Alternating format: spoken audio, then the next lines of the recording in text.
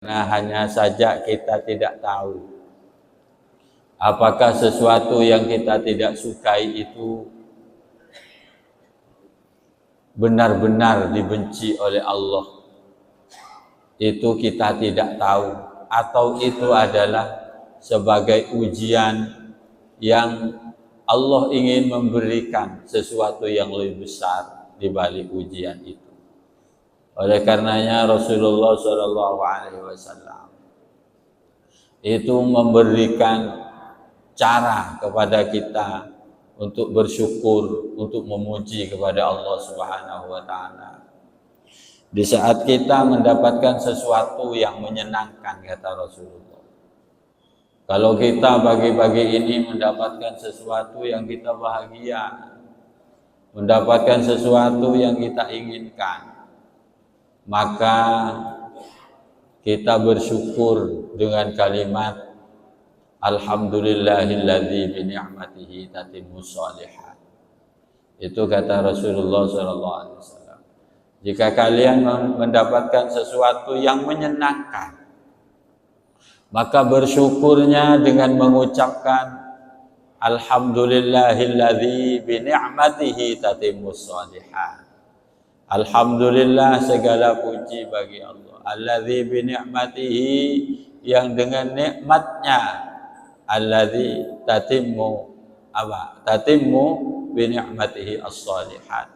Menjadi sempurna semua kebaikan. Semua kebagusan itu menjadi sempurna karena nikmat Allah. Itu caranya kita di saat kita mendapatkan cara bersyukur. Di saat kita mendapatkan sesuatu yang kita senangi. Tetapi di saat kita mendapatkan sesuatu yang kita tidak suka, mendapatkan apapun yang kita tidak suka, maka kata Rasulullah tetap bersyukur kepada Allah dengan mengucapkan Alhamdulillahi ala kulli halin. Alhamdulillahi ala kulli hal. Segala puji bagi Allah dalam keadaan apapun. Karena kita itu tidak tahu di balik cobaan dari Allah itu apa yang akan Allah berikan kepada kita. Sudah pasti inna ma'al usri yusra, inna ma'al usri yusra. Di balik usri, di balik kesulitan yang kita hadapi, inna ma'al usri. Fa inna ma'al usri yusra, inna ma'al usri yusra. Ini kalau katanya santri, lafaz usrinya itu ada alnya. Ya. Artinya apa? Yusronya ada alnya. Fa inna ma'al, ada kata-kata al usri. Fa inna ma'al usri, ma'a al usri. Jadi ada al usri.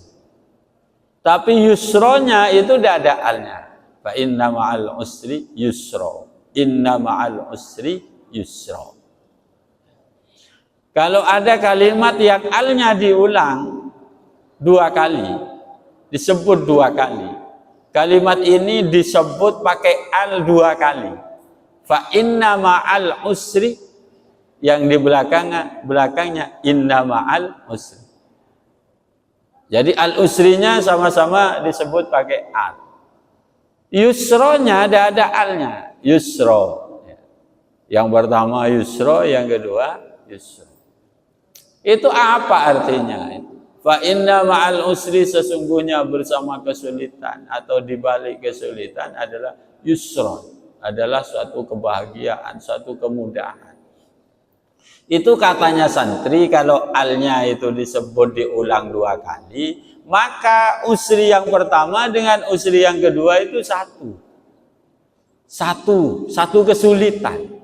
Jadi bukan kesulitan yang lain, satu kesulitan. Yusronya disebut tanpa al 2 kali. Yusro pertama dengan yusro yang kedua itu berarti berbeda. Maksudnya apa? Allah memberikan satu kesulitan, maka Allah akan memberikan 2 kemudahan. Satu kesulitan, 2 kemudahan. Lah kemudian kita itu kadang-kadang berpikir, Ini saya selalu sulit. Kapan usronya? Kapan yusronya? Kok saya hidup ini selalu kesulitan? Kesulitan itu karena nafsu kita. Kesulitan itu adalah karena angan-angan kita yang melebihi. Angan-angan kita yang lebih. Ingin seperti itu, ingin seperti itu, ingin seperti itu. Itu kadang-kadang hati kita seperti itu sehingga kita selalu merasa kesulitan karena kita menginginkan sesuatu. Yusronya kita wis anggap saja wis memang saya sulit terus, tidak apa-apa. Tapi kesulitan ini nanti akan dibalas oleh Allah di akhirat dengan yusro 2 kali. Bagaimana ya pangkat kita akan lebih tinggi dari pangkat orang-orang yang lain yang di dunia ini mendapatkan yusra. Itu bisa seperti itu. Ya. Bisa seperti itu. Bisa juga Allah membalasnya di dunia. Yusronya dibalas di dunia.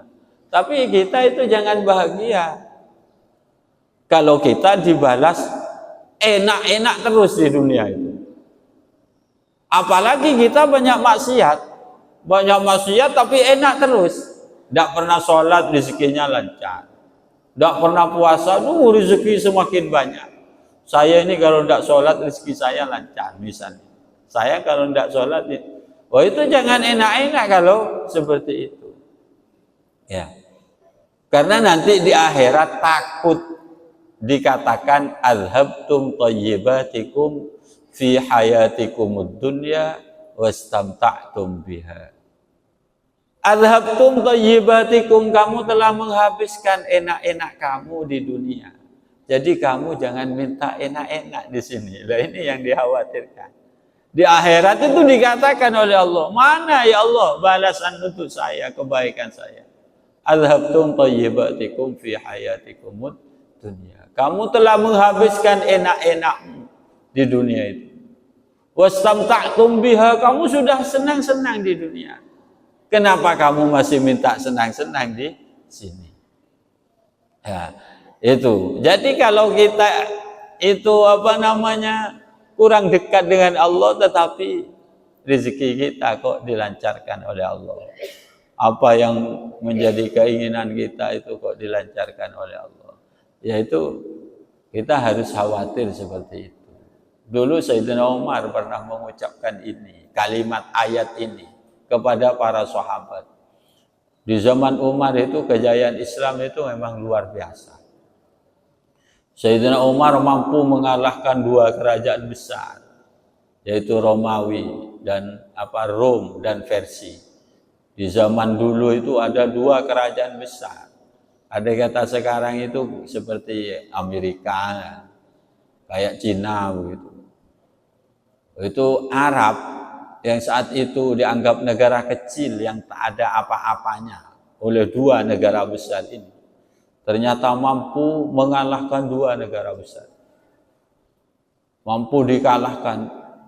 2 ibu kota negara besar ini sudah dikuasai umat Islam. Umat Islam waktu itu mau berangkat lagi menuju ke daratan Eropa. Daratan Eropa yang akan dicaplok oleh orang-orang Islam di zaman itu. Minta izin kepada Sayyidina Umar. Sebentar lagi daratan Eropa ini sudah kelihatan. Sebentar lagi mereka akan dikuasai oleh kita. Kata Sayyidina Umar, sudahlah, cukup sampai di sini. Kenapa? Nanti kalian itu semakin besar justru akan melupakan akhirat kalian. Justru semakin senang. Saya takut sekali nanti, katanya Sayyidina Umar, kalau kalian itu dikatakan kepada kalian di akhirat, azhabtum thayyibatikum fi hayatikumud dunya wastamta'tum biha. Jadi ada ada rimnya. Ada rimnya agar kita itu jangan ngeslong. Memang Allah itu kadang-kadang ya seperti itu. memberikan kenikmatan itu difulfulkan kepada seseorang itu. Mau apa saja diberi oleh Allah. Tetapi ada orang yang tidak pernah diberi sama sekali oleh Allah. Terus nikah tak bisa, adik PC elang, kadang-kadang.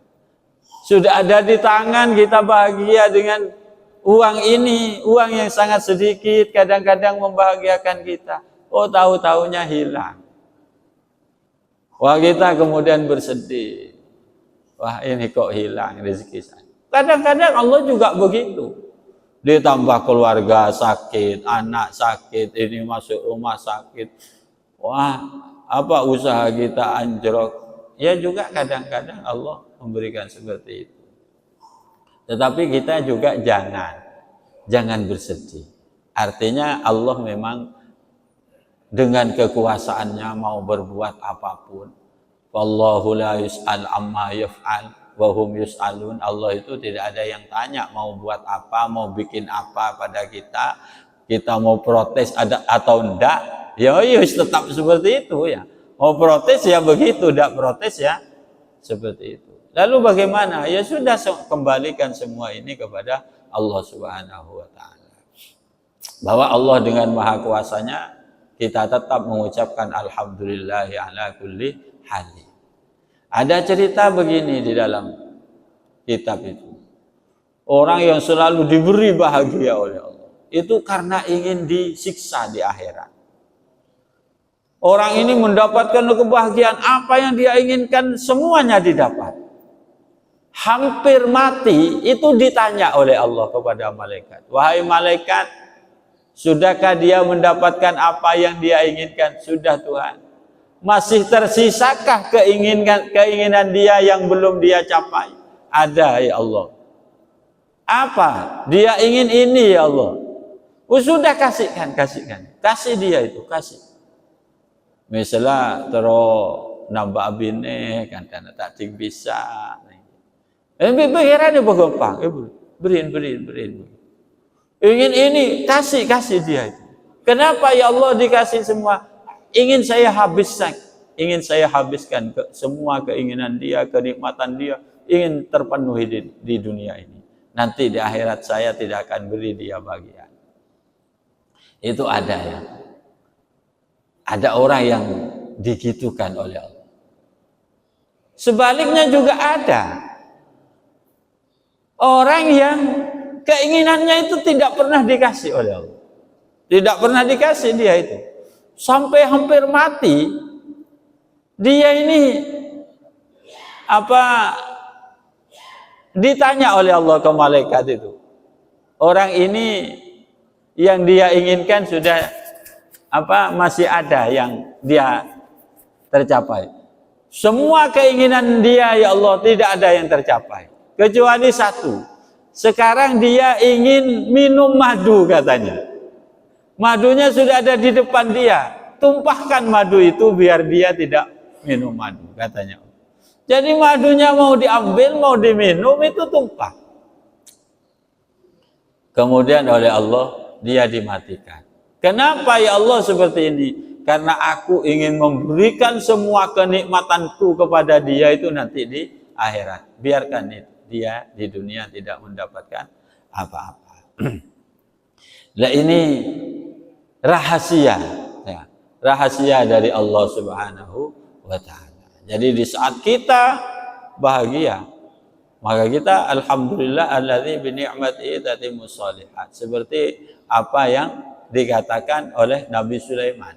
Nabi Sulaiman ini nabi yang terkaya. Tidak ada fahabli mulkan la yanbaghi li ahadin min ba'di. Kata Nabi Sulaiman kepada Allah, ya Allah berikan saya satu kerajaan yang tidak pernah dimiliki oleh seseorang setelah saya. Nabi Sulaiman memang pol. Sampai saat ini tidak ada siapapun yang bisa menandingi, seorang pun yang bisa menandingi Nabi Sulaiman itu. Jadi wahabli mulkan la yanbaghi li ahadin min ba'di. Aku berilah ya Allah, berilah aku mulkan, satu kerajaan la yanbaghi li ahadin min ba'di. Yang mana kerajaan ini tidak pernah dimiliki. Tidak patut untuk dimiliki oleh siapapun setelah saya. Tapi Nabi Sulaiman itu ya karena Nabi, beliau itu tidak menikmati semua kekayaan itu. Dia hanya memiliki saja. Nabi Sulaiman apakah mau menikmati itu? Tidak semuanya. Kata Nabi Sulaiman, hadza min fadli rabbi liyabluwani aashkur am akfur. Ini anugerah dari Allah, ini bukan milik saya, tapi ini adalah anugerah dari Allah Subhanahu. Allah memberikan anugerah sebesar ini liyabluwani, untuk menguji saya. Aashkuru am akfur. Apakah saya mau bersyukur atau saya akan mengingkari nikmat-nikmat Allah Ta'ala. Jadi apa yang kita miliki adalah nikmat dari Allah. Fadlun minallah, kita tidak pernah memiliki apa-apa. Makanya Nabi Sulaiman ini kalau duduk kayak begini, duduk di masjid, tidak pernah ingin duduk dengan orang kaya itu. Ingin duduknya beliau selalu dengan orang yang paling miskin duduk. Karena saya miskin seperti kamu. Saya ini miskin seperti kamu. Apa yang saya miliki itu miliknya Allah, bukan milik saya. Sehingga orang yang seperti ini tidak pernah terkejut. Tidak pernah terkejut. Juga ini nabi yang kaya. Ada nabi yang miskin, melarat, sampai ditinggalkan kaumnya. Dari kaya jadi miskin. Nabi Ayub misalnya. Nabi Ayub ini nabi yang kaya raya. Bahkan Nabi Ayub ini punya belalangnya dari emas. Belalang dari emas itu banyak sekali miliknya Nabi Ayub itu. Saking kayanya sampai belalangnya belalang emas. Belalang-belalang hidup itu bukan belalangan, bukan. Bukan patung belalang, tapi belalang hidup. Itu dari emas. Terbang ya di tempatnya Nabi Ayub itu. Belalangnya belalang emas. Kemudian kekayaannya hancur, dihabiskan oleh Allah. Apakah Nabi Ayub bersedih? Tidak. Ya, beliau tenang-tenang saja. Itu miliknya Allah, bukan milik saya. Putranya Nabi Ayub dihabiskan semuanya, meninggal dunia. Apakah Nabi Ayub terkejut? Ya tidak. Biasa-biasa saja, itu miliknya Allah. Nabi Ayub ini menantunya Nabi Yusuf. Nabi Yusuf ini raja juga. Orang yang sangat tampan sekali.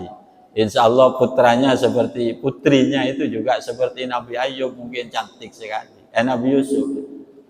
Nabi Yusuf ini punya putri yang sangat cantik sekali. Dinikahkan dengan Nabi Ayub.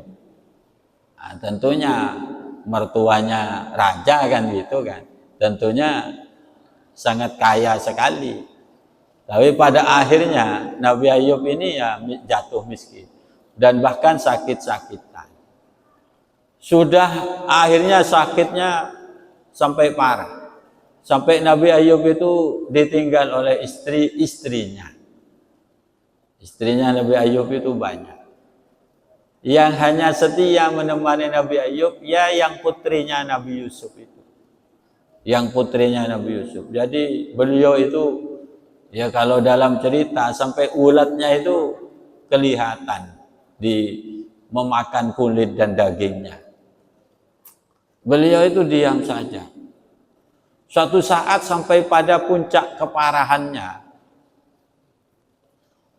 itu istrinya Nabi Ayub itu berkata pada Nabi Ayub, "Kak, kamu ini kan Nabi, kamu ini Rasul. Coba kamu minta kepada Allah pasti sembuh.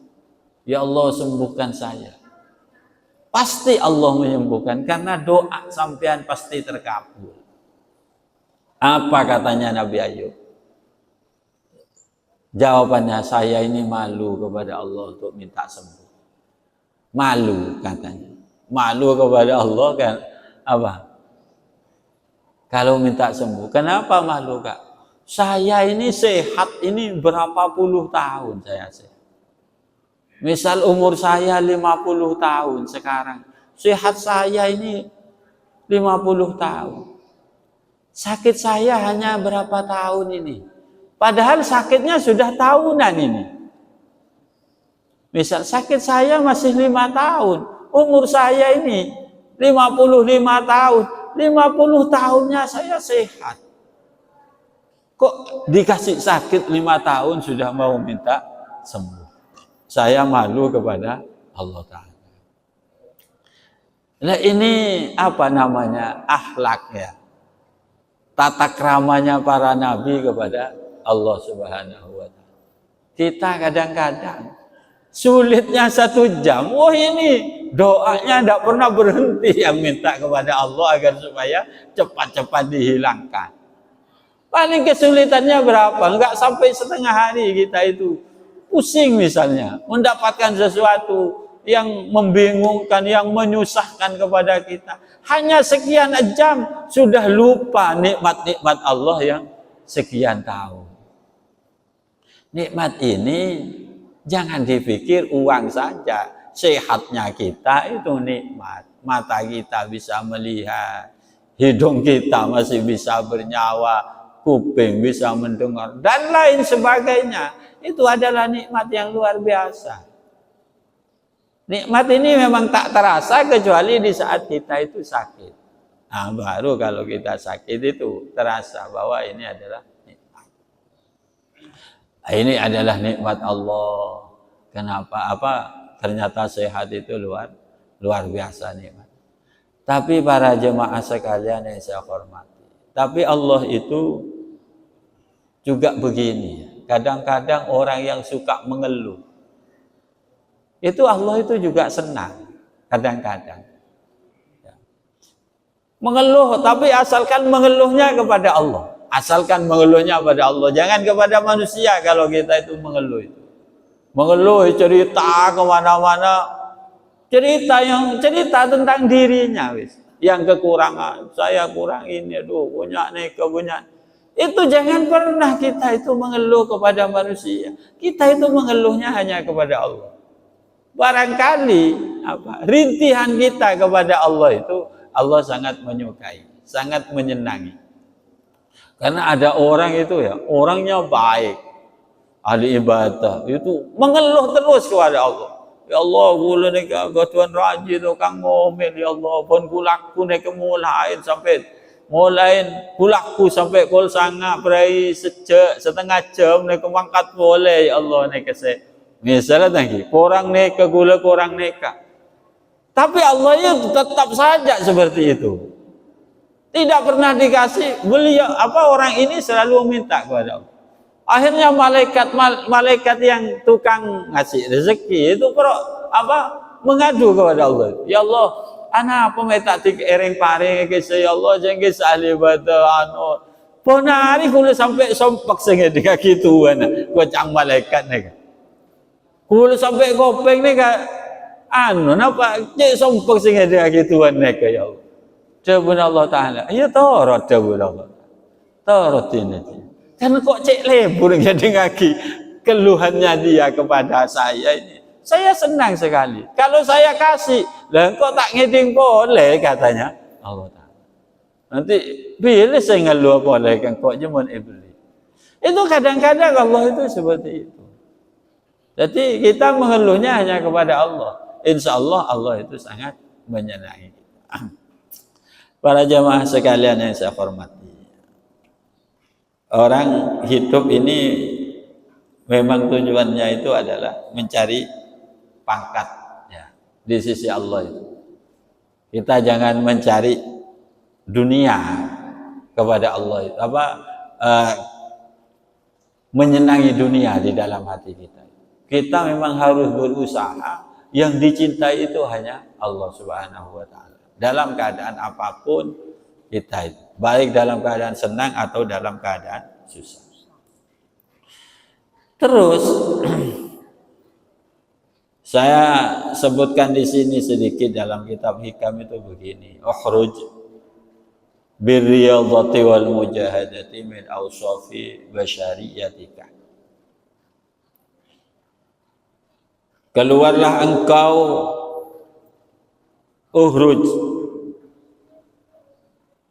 Min awsafi basyariyatika, keluarlah engkau dari sifat-sifat kemanusiaan. Sifat apa? Sifat yang munaqidin li'ubudiyatika, sifat yang bertentangan dengan kehambaan kamu. Litakuna linida'il haqqi mujiban, agar engkau bisa menjawab panggilan Tuhanmu. Jadi begini, kita itu kalau ingin menjadi orang, menjadi hambanya Allah, makanya dikatakan kehambaan ini adalah suatu sifat yang harus kita miliki. Kita ini adalah hamba, Allah itu sebagai Tuhan. Kalau kita ingin menjadi hambanya Allah, maka keluarlah dirimu dari sifat-sifat kemanusiaan. Artinya sifat-sifat yang jelek, baik zahiran wa batinan. Ada sifat yang zahir, sifat-sifat jelek yang zahir, ada sifat-sifat jelek yang batin.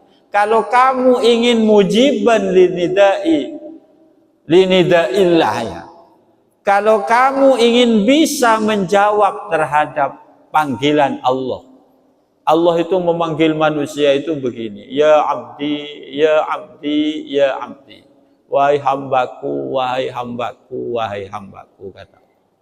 Maka kita itu bisa menjawab dengan jiwa kita, labbaika ya Rabbi, iya wahai Tuhan, iya wahai Tuhan. Kalau kita ingin mendengar panggilan Allah itu, maka bersihkanlah jiwa kita dari sifat-sifat yang jelek. Baik sifat yang jelek itu sifat yang zahir. Sifat zahir yang jelek itu apa? Yaitu seperti kita ghibah, bicara yang tidak baik kepada orang lain, bicaranya menyakiti orang. Menyakiti orang ini termasuk sifat manusia yang jelek. Sifat manusia yang jelek. Makanya dikatakan orang yang dirindukan oleh surga adalah orang yang hafizul lisan. Orang yang selalu menjaga lisannya. Bagaimana bicara kita itu menyejukkan kepada orang. Bicara kita itu enak didengar oleh orang lain. Nyaman didengar oleh orang lain. Jangan sekali-kali kita berbicara yang tidak baik. Karena itu akan semakin menjauhkan kamu dari panggilan Allah ya abdi tadi. Ada juga makan yang haram, melihat maksiat, itu hilangkan dari kita. Hilangkan dari sifat-sifat kamu. Terus atau sifat-sifat manusia yang jelek yang batin, seperti ujub, seperti apa namanya, riya, ya, riya ingin dipuji oleh orang, seperti sum'ah, ya, ingin terkenal dirinya, itu termasuk sifat-sifat manusia yang jelek. Maka jika kita keluar dari sifat yang jelek, maka kita ini nakun linida'il haqqi mujiban. Maka kita akan selalu menjawab pada panggilannya Allah, yaitu panggilan ya abdi, wahai hambaku. Dan sifat kehambaan ini adalah sifat yang luar biasa jika dimiliki oleh kita manusia. Sifat hamba ini di atasnya sifat-sifat yang lain. Maka yang dianggap hamba itu kan Rasulullah SAW. Allah itu menyebutkan Rasulullah itu abdi. Di dalam surat Al-Isra itu, subhanalladzi asra bi abdihi lailan. Maha suci Allah yang mengisrakan abdihi, hambanya. Nabi Muhammad ini abdi. Nabi yang lain itu Musa kalimullah panggilannya. Julukannya itu Nabi Musa kalimullah. Nabi Isa ruhullah julukannya. Nabi Ibrahim khalilullah. Tapi Nabi Muhammad SAW adalah abdullah. Nabi Muhammad ini adalah hambanya Allah. Makanya Nabi Muhammad ini Nabi yang paling sempurna. Tidak ada Nabi sesempurna Nabi Muhammad. Julukannya apa? Abdullah. Kita yang umatnya Nabi Muhammad ingin mendapatkan predikat sebagai hamba Allah. Kalau kita ingin mendapat predikat hamba Allah, maka kita harus benar-benar menjadi hambanya Allah dengan keluar kita ini dari sifat-sifat jelek basyariah kita, dari sifat kemanusiaan kita yang jelek, baik sifat yang zahir atau sifat yang batin. Maka nanti kita benar-benar akan menjawab panggilan Allah, ya abdi wa hambaku, kita akan menjawab labbaika ya Allah. Iya ya Allah. Saya siap ya Allah. Saya ingin selalu mendengarkan, saya ingin selalu menjalankan apa yang Engkau perintahkan kepadaku. Dan ini namanya apa? Sifat kehambaan. Tetapi para jemaah sekalian, manusia ini kan manusiawi ya. Kita ini kadang berdosa, kadang baik. Aten cari mutura, montok pak datang setan poten pernah nang masjid kan dek. Mau datang setan jeleng ada elang.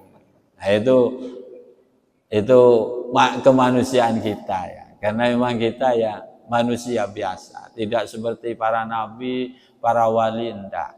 Tapi kita adalah manusia biasa yang suatu saat kita itu kadang terjerumus dalam dosa. Mungkin setiap hari kita terjerumus dalam dosa. Oleh karena itu Nabi Muhammad itu memberikan resep kepada kita, wa'adbi'is sayyi'atal hasanah. Kalau kita berbuat jelek, maka ikutilah dengan kebaikan. Kita berdosa, kemudian kita ikuti dengan kebaikan. Ikuti dengan kebaikan itu bagaimana? Kita ikuti dengan astaghfirullahaladzim. Astaghfirullahaladzim. Ikuti dengan kebaikan. Ya bisa kita sholat sunnah. Tadi saya habis berdosa, saya sekarang sholat sunnah. Tadi kita berdosa, ikuti dengan bersedekah. Tadi saya berdosa, saya ingin sedekah, naruh amal di masjid 2000 sudah cukup. Wa'adbi'is sayyi'atal hasanah. Tengok dari itu sana. Untuk sekelas kene saya bungki cokop kan dak nek. 2000 cokop. Mungkin untuk sana raja sampean wah keng majer 2000 tengki ke amal masjid nek ke orang nih. Kenapa maksudnya Kanjeng Nabi wa'adbi'is sayyi'atal hasanah? Ikuti kejelekan itu dengan satu kebaikan, maka tamhuha, maka kebaikan itu akan menghapus kejelekan. Nah, ini teori uhruj kita, keluarnya kita dari sifat yang jelek, yaitu dengan cara ikuti kejelekan itu dengan satu kebaikan. Ya tapi jangan gula-gula, tergantung di sana. Anak betul sana. Walaupun kayak ngajiling akibat tes tera dan kisah, engki cokop lemebu bola ada nega. Korsa kecil ada nega. Kemudian update kan lo kinakin 10.000 dan nega. Tergantung kelasnya. Antar nega rompo. Mungkin lebih sampean ingin lari dari dosa itu. Oh bagaimana kita itu seperti ini? Kadang-kadang setelah mengaji, dari sini mengaji, depak kecopok empon lah, ribut kan dak neka. Keluar dari masjid ketemu dosa. Itu kita. Tapi kita jangan pernah berhenti untuk selalu adbi'is sayyi'atal hasanah. Kejelekan itu ikuti dengan kebaikan. Itu namanya orang baik. Walau ada 70 marra kulla yaum. Sekalipun tiap hari kembali sampai 70 kali dosanya, tapi diikuti dengan hasanah, diikuti dengan kebaikan, maka kita tetap menjadi orang yang maghfurin, orang yang diampuni oleh Allah. Walau ada 70 marra. Sekalipun abali 70 kali coba Kanjeng Nabi. Mari dosa lagi. Adbi'is sayyi'atal hasanah. Itu orang kebagusan. Setelah ini dosa lagi, ikuti lagi. Dosanya sama misalnya. Lah karena dosa dekat tok hobi nakula. Sudah tetap setiap kamu berdosa itu ikuti terus dengan hasanah. ikuti dengan hasanah, kebaikan. Kita akan tidak dihitung musirrin ala dzunub. Kita insya Allah orang yang diampuni oleh Allah Subhanahu wa Ta'ala. Ini dasarnya cinta kepada Allah. Makanya ada orang itu berdosa istighfar. Orang ini ya dalam satu hari ini berdosa. Setelah berdosa ingat lagi, istighfar lagi. Astagfirullah, ya Allah. Berdosa lagi. Istighfar kita hari ini kalau itu sepoleh. Akhirnya astagfirullah boleh. Astagfirullah. Dosa lagi. Lalu kemudian dipikir dalam hatinya itu. Saya ini cara matura kencong-kencong pangeran kok dia berdoa ya dosa. Dia hampir berhenti dari dosa, dari istighfarnya itu.